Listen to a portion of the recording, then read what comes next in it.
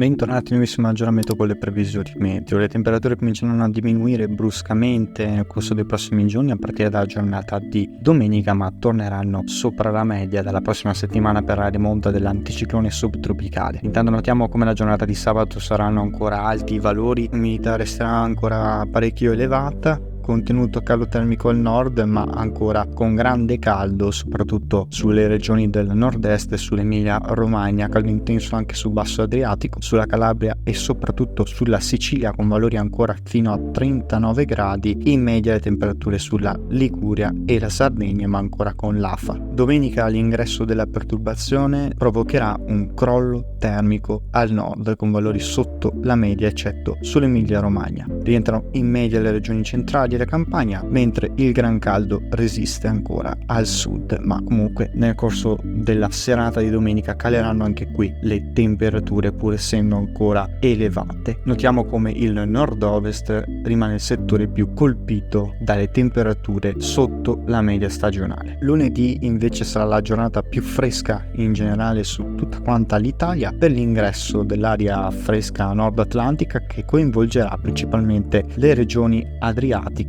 e del centro. Questo a causa delle piogge persistenti, del vortice instabile sulle regioni del centro che continuerà a portare un sensibile crollo delle temperature addirittura fin sotto i 25 gradi sul nord-est e sulle regioni adriatiche. Farà ancora caldo sulla Sicilia con valori fino a 35 gradi, ma le temperature qui caleranno a partire dalla giornata di martedì, quando arriveranno anche qui dei rovesci temporali nelle ore pomeridiane. Notiamo infatti come la giornata di martedì tutta l'Italia rientrerà in media col periodo e le temperature riprenderanno a salire a partire dalle regioni del nord-ovest, con valori anche localmente fino a 32 gradi sulla Toscana e sul Piemonte e anche sulla Sardegna. La perturbazione poi si allontana definitivamente, consentendo all'anticiclone di recuperare terreno, concedendo un netto rialzo delle temperature soprattutto sulla Emilia Romagna, sulla Toscana, sulla Sardegna e sulle regioni del nord. Valori che rientreranno sopra la media stagionale con picchi fino a 33 gradi sulle regioni settentrionali, anche fino a 35 gradi sulla Sardegna e sulle coste tirreniche. Altrove, al centro e al sud, valori tra